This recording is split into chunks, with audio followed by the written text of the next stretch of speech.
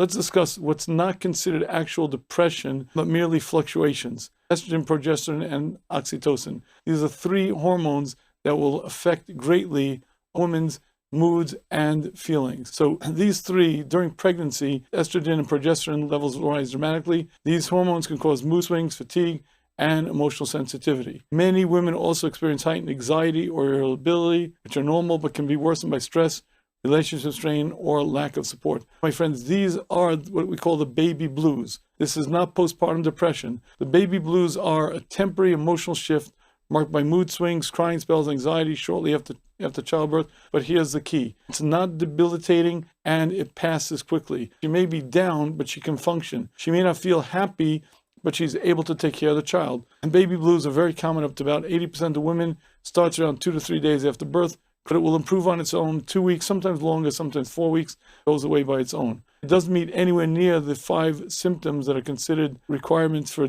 real depression. You'll hear women say things that sound a little bit strong. I don't know why I keep trying, but I can't stop. I'm so happy, but I feel overwhelmed. I feel like I'm an emotional roller coaster. But again, severity is mild and temporary. Postpartum depression is far different than that.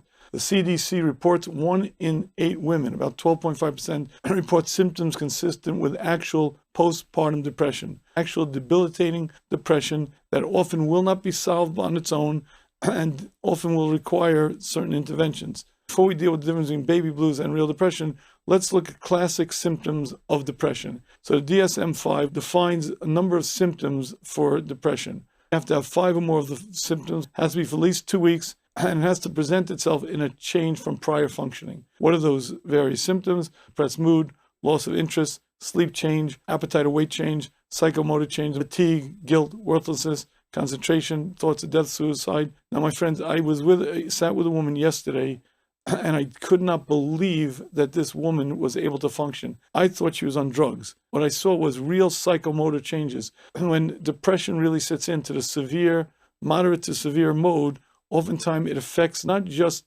your mood, but your entire chemistry, your entire brain chemistry.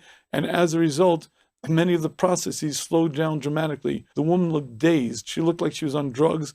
And really, I was tempted to ask her husband if in fact she's been using some kind of tranquilizer. This is not our case today, but I'm telling you, when you see a woman who acts very, very out of sorts, and especially if you see the lag time between the time you ask the question and the response is just way too slow, you might be looking at something very important. Okay, anyway, now, clinically defined as major depressive episode, onset during pregnancy or within 4 weeks after delivery. But here's the point. The symptoms last more than 2 weeks and must be at least 5 of those or more. Now, if you're dealing with postpartum depression, it often will require actual medical intervention and have to be well aware of